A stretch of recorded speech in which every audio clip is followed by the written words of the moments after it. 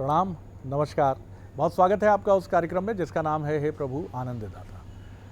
और आज इस कार्यक्रम में एक महत्वपूर्ण विषय जिस पर हम चर्चा करने वाले हैं, उस पर काफ़ी सुझाव संदेश हमको मिलते हैं और ऐसा ही एक संदेश अभी हमें मिला है हमारे विद्वान वक्ता जी के माध्यम से। और ये मुझे भी कई लोग इस बात को लेकर कह चुके हैं और हर वरिष्ठ पीढ़ी अपने बच्चों के भविष्य को लेकर चिंतित अधिक रहती है, आश्वस्त थोड़ी सी कम रहती है।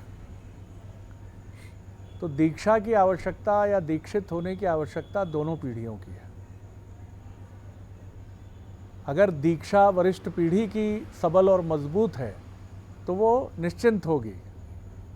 अरे नहीं, वो आपको लग रहा होगा कि बालक हमारा शरारती है, वो है बड़ा गंभीर। अब बालक बानर एक समाना, बचपन है, पत्थर अत्थर मार दिया होगा, गेंद से आपका कांच टूट गया होगा, उसकी बॉलिंग का बड़ा शौक है उसको। इस तरह की चीज़ें घटती हैं। लेकिन जहाँ संदेह है वहाँ अगर एक कंप्लेंट बच्चे की आ गई, ओहो हो, अरे रे, मैं बहुत माफ़ी चाहती हूँ कि पता नहीं क्यों आजकल बड़ा इसका ट्रैक ही बदल गया है, स्कूल से आता है तब भी चुप रहता है, गुस्सा ज़्यादा करने लगा है। तो दीक्षा की आवश्यकता दोनों पीढ़ियों की है। लेकिन फिर भी निश्चित तौर पर, क्योंकि अगर वरिष्ठ पीढ़ी दीक्षित होगी तभी तो वो दीक्षित करेगी अपनी कनिष्ठ पीढ़ी। आज हम इसी विषय पर आप समझ गए होंगे, क्योंकि वरिष्ठ पीढ़ी की ये वरिष्ठ पीढ़ी से ये मतलब नहीं है सफ़ेद बाल वाले बुजुर्ग लोग, ये हम उन दंपत्तियों की भी बात कर रहे हैं जिनकी उम्र 30 से 35 वर्ष है और जिनके बच्चे 1 से लेके 3 वर्ष के हैं। यानी आप कह सकते हैं पूत के पाँव पालने में दिख जाते हैं। बच्चे का गुस्सा 1-1.5 वर्ष से समझ में आने लगता है। वो बाल खींचता है, अपने खुद नाराज़ होता है, क्षुब्ध होता है, सामान फेंकने लगता है, खिलौने तोड़ने लगता है। संस्कारों की दीक्षा यही बहुत महत्वपूर्ण हो जाती है। हमारे यहाँ तो इसीलिए गर्भाधान के संस्कार तक बताए गए हैं और उनके बारे में बड़े वैज्ञानिक आधार के साथ भी हमने पश्चिम की थीसिस और थ्योरीज़ को देखा है कि जिस समय गर्भधारण की स्थिति हो तो उस समय माता को बहुत ही शांत चित्त के साथ, बहुत ही आत्मविश्वास से भरा और आध्यात्मिक चिंतन रखना चाहिए। और माता ही कैसे रखेगी अगर जो जीवन साथी हैं, पिता महोदय हैं, अगर वो सप्लीमेंट नहीं करेंगे, अब वो बाहर का सारा तनाव लाकर घर में उड़ेल देंगे तो वो पत्नी जो कुछ महीनों बाद एक संतान को जन्म देने वाली है, पुत्र या पुत्री को, उसका तनाव भी बढ़ेगा। तो ये दीक्षा, संस्कार, इसमें माता पिता की भूमिका, ग्रैंड पेरेंट्स की भूमिका और सबसे केंद्र बिंदु है बच्चा। और बच्चा सिर्फ अपने परिवार का ही अवलंबन नहीं है, वो समाज का और प्रदेश का और राष्ट्र का भी अवलंबन है। तो देखिए कितनी महत्वपूर्ण कड़ी है जिसको कई बार हम देख नहीं पाते और कई बार हमारी सीमा के बाहर है। जैसे एक झुग्गी बस्ती है, एक निर्धन बस्ती है, अब वहाँ संस्कारों की यात्रा कहाँ से आरंभ हो? तो यहाँ समाज महत्वपूर्ण हो जाता है, सरकार महत्वपूर्ण हो जाती है कि आप अपनी भूमिका को यहाँ केंद्रित करें। सक्षम लोग तो कर पाएंगे, लेकिन जो सक्षम नहीं हैं उनसे कैसे संस्कारों की अपेक्षा हम करें, जिनकी सुबह ही इससे होती है कि आज रोटी कहाँ से मिलेगी। आज इसी बेहद महत्वपूर्ण विषय पर बात करेंगे। कई विचारोत्तेजक प्रश्न हमने अपने विद्वान वक्ता और आप सबके समक्ष रखने का प्रयास किया है। तो मिलिए भगवत गीता के अध्येता, मानस मर्मज्ञ प्रोफेसर डॉक्टर सुरेंद्र बिहारी गोस्वामी जी से। प्रणाम कर रहा हूँ गोस्वामी जी, विषय आपके समक्ष। मैं कहूँ आज का विषय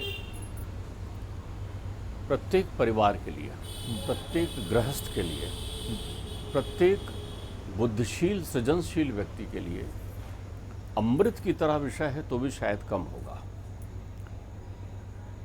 हमारे यहाँ आपने देखा होगा, हमारे यहाँ परमात्मा के अवतरण के किस्से हैं। हम परमात्मा के प्रकाट्य का वर्णन तो करते हैं, लेकिन उनकी पुण्यतिथियों का वर्णन नहीं करते जो होती नहीं, क्योंकि परमात्मा जो हैं प्रकट होते हैं और चूंकि वो आत्मा में रमण करते हैं इसलिए अनादि अखंड अच्छेद होकर के विलुप्त हो जाते हैं। लेकिन परमात्मा के प्रकट के साथ हमें राम कृष्ण का बचपन भी सुनाया जाता है। हमारे घर में लड्डू गोपाल बैठे हुए हैं जिनकी पूजन का विधान बताया जाता है। हमारे अंतर्चित्त में आप देखेंगे कहीं कथा श्रवण हो रही है, भागवत जी चल रही है, तो किसी के यहाँ पूछते हैं छोटा बच्चा है क्या, उसको कृष्ण बना कर लाते हैं, उसको वैसे ही ले जाते हैं जैसे वसुदेव ले जा रहे थे।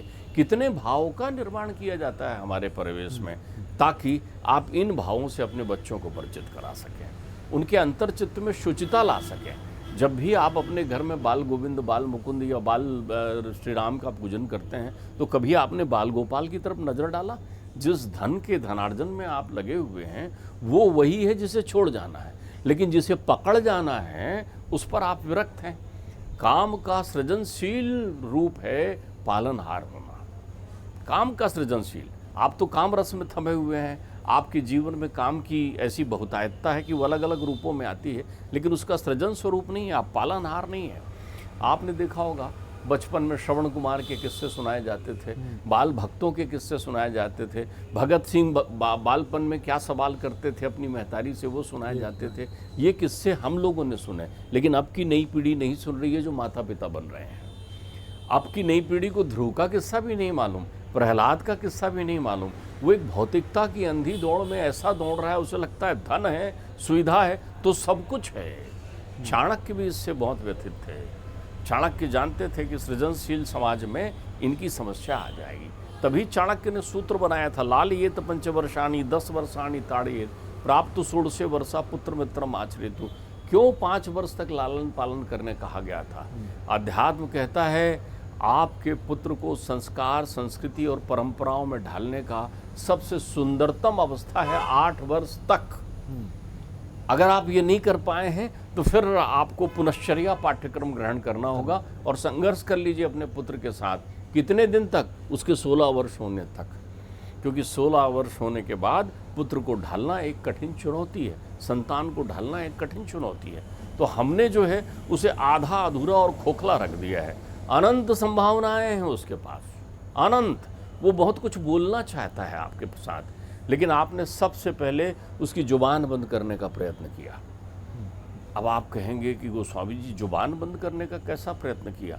पुत्र को, संतान को, पुत्री को पालनहार करते समय सबसे पहले जब वो तोतली जबान में बोलना शुरू करता है तो अपने परिवेश की भाषा को आत्मसात करता है, अर्थात जो आपकी मातृभाषा में है उसका व्यवहार करिए उसके साथ।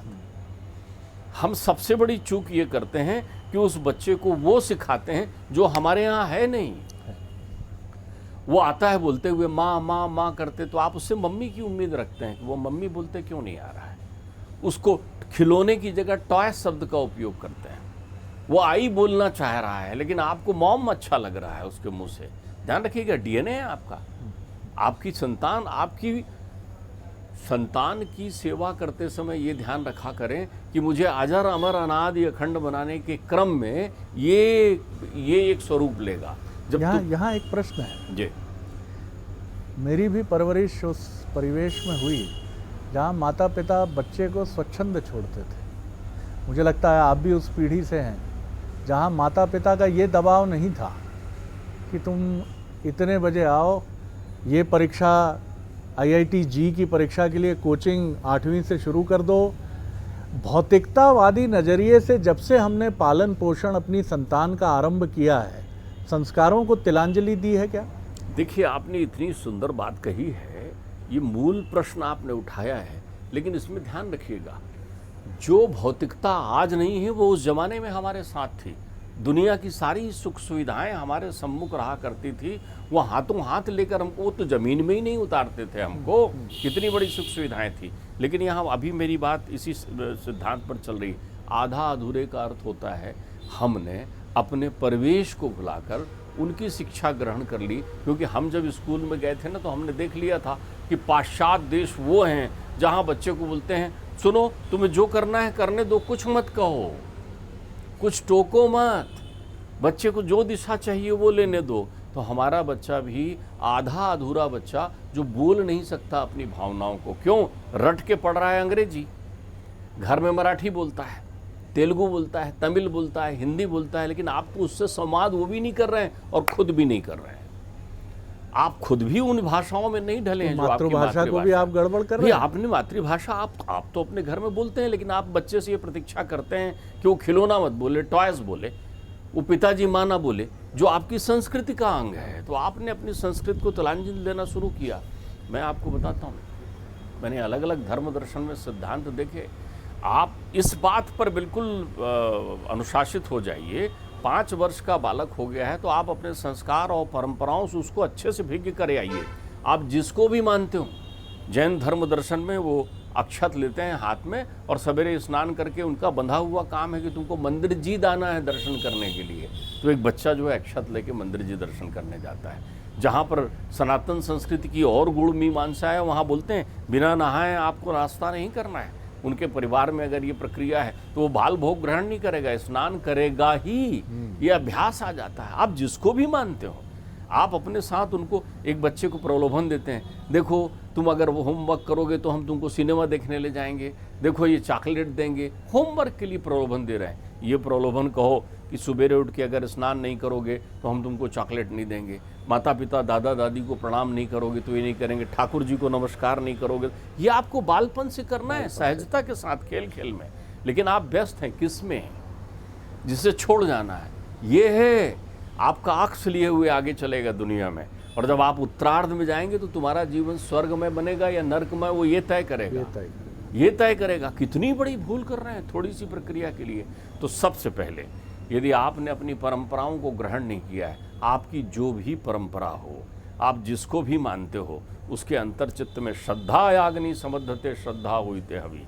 आप उसे बताइए। हमारे यहाँ तो रामचंद्र जी प्रातः काल उठकर रघुराई उनकी दिनचर्या बता रहे हैं, माता पिता को प्रणाम कर रहे हैं, गुरु को प्रणाम कर रहे हैं। आप ये कराइए।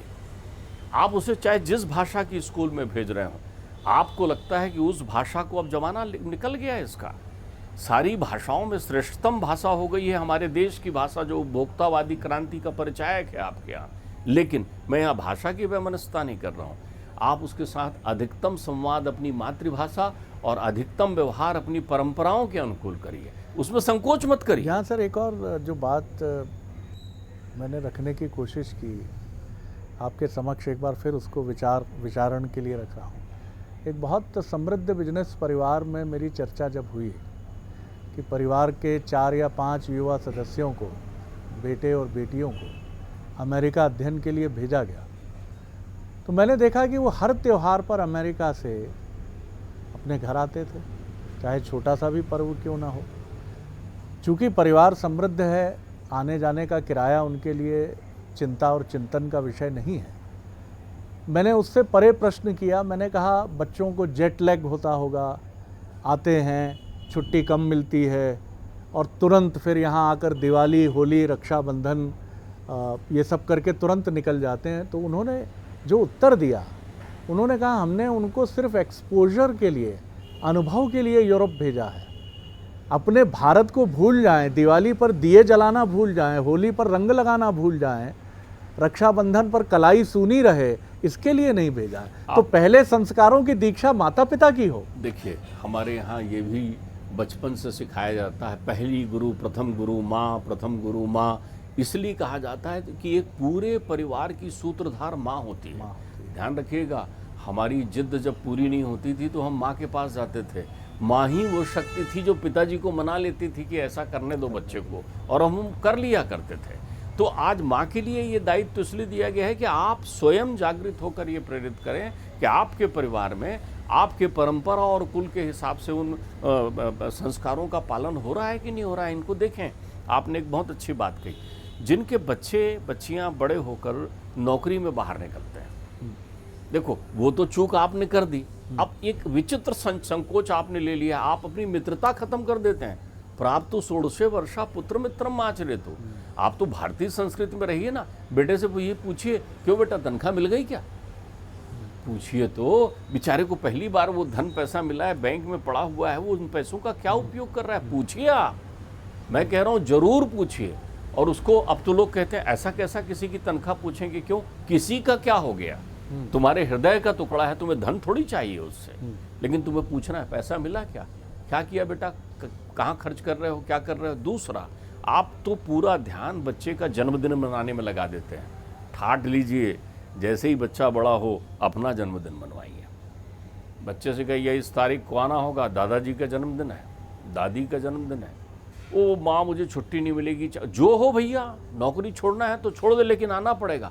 ये आबद्धता का आवरण तो दीजिए, तो उसको अनिवार्यता मिलेगी, वो घर से जुड़ेगा। आप तो कहते हैं नहीं नहीं नहीं नहीं मत आना। अरे दादाजी शांत हो गए हैं, पुत्र वहाँ बेचैन है, आप पोता वो बोल रहा है माँ मैं फ्लाइट की टिकट देखा। अरे नहीं नहीं बेटा यहाँ हम लोग हैं, सब संभाल लेंगे, तेरी नौकरी को नुकसान ना हो।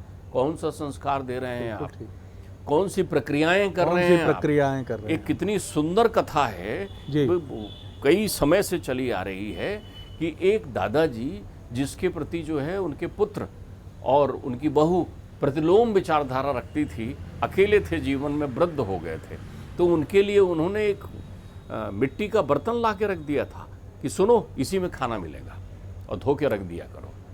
अब वो भी मोहाशक्ति में बंधे हुए थे, उन्होंने तो अपनी परंपराओं का परिचय नहीं दिया था, पुत्र ऐसा तैयार कर लिया था, लेकिन उनका पोता उनसे प्रेम करता था। तो एक दिन ऐसा हुआ कि पोते का हाथ लगने से उनका वो मिट्टी का बर्तन गिरकर टूट गया। अब पोता बहुत जोर जोर से रोने लगा। माता पिता ने कहा कोई बात नहीं, मिट्टी का था, एक दूसरा ला देंगे मिट्टी का बर्तन। बोले नहीं नहीं नहीं मुझे तो वही पात्र चाहिए था। बोले क्यों? बोले मैं ये सोच रहा हूँ कि जब आप बुजुर्ग हो जाते तो आपके काम आता हो, जब आप बुजुर्ग हो जाते तो आपके काम आता हो। तो आप कौन सा संस्कार अपने को बच्चे को दे रहे हैं, वो अबोध है, वो निर्मल है, वो नहीं जानता। आपने देखा कि बगल वाले के यहाँ के लोग उस पाश्चात्य माध्यम की शैली के महाविद्यालय स्कूल में जा रहे हैं, तो आपने भी भेज दिया, बहुत अच्छी बात है, मेरे को शिक्षा के ढंग पर कोई चिंतन नहीं करना है। लेकिन जब वो लौट कर आता है तो माँ बोलता है क्या, आई बोलता है क्या, अम्मा बोलता है क्या? लौट के आने के बाद उसको चरण वंदन करने, आप कहेंगे छोटे से बच्चे से मैं कैसा पैर पड़ना सिखा दूं, कमाल है। या आप उसको संस्कार सिखा रहे हैं आदर करने का। हर संस्कार में जो झुकेगा तो बढ़ेगा, नहीं झुकेगा तो गिर जाएगा। उसके पास लोच होना चाहिए उसके जीवन में। अहंकार के त्याग का सबसे सुंदर स्वरूप समर्पण आप बच्चे को बचपन में ही सिखा रहे हैं। आप उनको उन सारी सुविधाओं के साथ, क्या आपकी मित्रता है, क्या आपकी बिटिया से आपकी मित्रता है? अगर आपका बेटा उठकर मोबाइल लेकर के बाहर जा रहा है फ़ोन करने आपके बीच में से, और आप कह रहे हैं नहीं नहीं किसी का फ़ोन आया होगा, वो उसका पर्सनल है, तो समझ लीजिए उसकी पात्रता नहीं है पर्सनल की, पाश्चात्य नहीं है, ये भारतीय सनातन संस्कृति है, जहाँ पर गौतम गांधी, विवेकानंद, आचार्य इत्यादि का जन्म हुआ है, वो संस्कृति है। तुम नहीं गए थे बाहर पाश्चात्य पढ़ने के लिए, तुम्हारे दादाजी नहीं गए थे, ये आधा अधूरा क्यों बना रहे हो उसको? वो आपके पास सामने बैठकर फ़ोन में बात करे, छुप कर कोई बात कर रहा है, डिस्टर्ब नहीं करो, मेरे पास नहीं आओ, ये डिफरेंस कैसे बना लिया आपने? यही संताप का कारण है। आप घुट रहे हैं रोजीना, लेकिन आपने एक होनहार बिरवान के होत सीखने पात, जब वो सुंदर चलना शुरू किया था, मैंने तो देखा, एक मैं बहुत बड़े व्यक्ति का घर गया, जब उस व्यक्ति के यहाँ गया तो एक बच्चा जो चल रहा था धीरे धीरे चलते आने लगा, तो वो नौकर बोला नहीं नहीं ज़मीन में नहीं चलो, बोले ज़मीन में नहीं, उसको ले आओ। वो हमारे साथ बैठाकर उसको अपने बगीचे में ले गए, वहाँ बोले यहाँ इसको खेलने दो। बोले साहब ये कंकड़ पत्थर इसको गड़ेंगे, यहाँ धूल है। अरे धूल में खेलने दो। वो चोंचों का जूता पहनाकर आपने उसको आधा अधूरा बना दिया। आप देखिए, एक दिन आप अपने बेटे से संवाद करके देखिए जो 5-7 साल का, वो कौन सी भाषा बोलता है आप देखिए तो, क्या वो अपनी भावनाओं को प्रकट कर पा रहा है? नहीं, क्योंकि आपने उसको विरक्त कर दिया। तो संस्कार, परंपराएं, भाषा, सानिध्य, ये सब आपको सतत बच्चे को प्रदान करना होगा 8 वर्ष की आयु तक तो अनिवार्यता। और अगर आप चूक गए हैं तो 8 से 16 तक एक बार बन जाने दीजिए उसको। देखिए, इसको अगर एक शब्द में कहें तो बच्चे को आप सहज रखिए ना, वो लोग सहज रख रहे हैं ना, सहज रखिए। तो असहज किसने बनाया बच्चे को? ठीक बात, माता पिता। देखिए, उसको सहज रखिए। सहज रखने का अर्थ होता है, इधर तो आप कह रहे हैं छोटा बच्चा कहाँ से समझदार होगा, तो सहज रखने का अर्थ होता है उसको सिखाइए, समझाइए, बताइए और उसको अपने सानिध्य प्रदान करिए। तो जितना आप बच्चे को सहज रखेंगे उतना वो सहजता के साथ जीवन का विकास करेगा। इसकी कहानी है, मुझे लगता है 100 वर्ष का अंतराल हो गया होगा उसको। हामिद का चिमटा,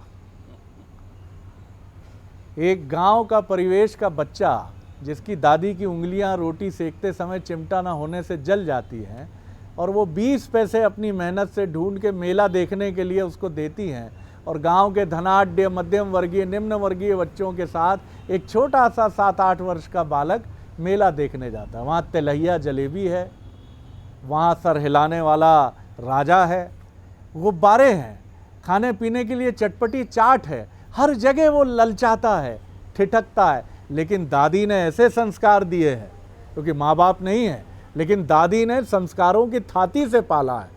तो हामिद न सिर्फ रुकता है और 20 पैसे में चिमटा लेता है और कहता है तुम्हारे राजा को एक पड़ेगा ना टूट के बिखर जाएगा, कि तुम्हारी रानी इसके आगे कहीं नहीं लगती।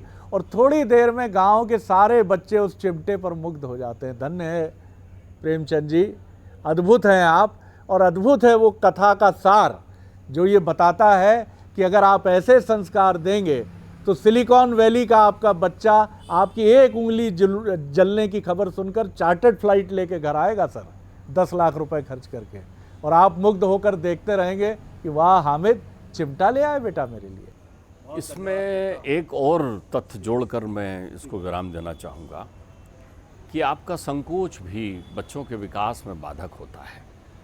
आप बच्चे को अपने साधन के लिए उपयोग करने में तो संकोच नहीं करते। जब कहते हैं सुन के आओ वो क्या कह रही हैं या वो क्या कह रहा है, उसको पूर्वग्रही बनाने में आप संकोच नहीं करते। लेकिन जब बच्चे का हित होता है तो संकोच करते हैं। आज के ज़माने में एक माता पिता को अपनी संतान पुत्र पुत्री से ये पूछने में संकोच है कि बेटा तुम्हारा विवाह कब करने का चिंतन है। बिल्कुल सही कहा। तो आप अपने संकोच के दायरे को, और आपका संकोच आप में संस्कार और परंपरा का अभाव बता रहा है, ये आप अपने बच्चे में ना रहने दीजिए, उसे पुष्ट बनाइए। क्योंकि भारतीय संस्कृति और संस्कार से बढ़कर इस समय पूरी दुनिया में कोई नहीं। निखालिस तरीके से पालिए बच्चे को, उससे नेह का बंधन रखिए, उसको किसी प्रोडक्ट की तरह मत रखिए, किसी उत्पाद की तरह मत रखिए, किसी ऐसी वस्तु की तरह मत रखिए कि जिसको आप प्रदर्शन की वस्तु बना दें। कि वो 6 साल की उम्र में सारे गामा पा में गाने भी चला गया, 11 साल की उम्र में वो निशानेबाजी में गोल्ड मेडल ले आया, 14 साल की उम्र में रणजी खेलने के मुहाने पर खड़ा होने की तैयारी कर रहा है। इसी प्रोडक्ट के चक्कर में बच्चा मशीन होता चला जाता है, माता पिता से उसके संबंध टूटते हैं। उसको घड़ी घड़ी याद दिलाइए कि सबसे बड़ी कड़ी है दुनिया में परिवार। परिवार है तो सब कुछ है। और वो एक बड़ा सुंदर गाना है, मुझे बड़ा पसंद है, अपने तो अपने होते हैं बाकी सब सपने हैं, अपने अपने होते हैं। ये क्या उसको पता है? पूछिए माता पिता अपने बच्चे से, उसको ये पता है कि अपने क्या होते हैं? कि उसके लिए IIT जी, मेडिकल, इंजीनियरिंग, IAS, राज्य प्रशासनिक सेवा, यही सपने हैं, बाकी सब फर्जी है। पूछिएगा ज़रूर। बहुत धन्यवाद गोस्वामी जी। अगले एपिसोड में एक और विषय लेकर उपस्थित होंगे। प्रणाम।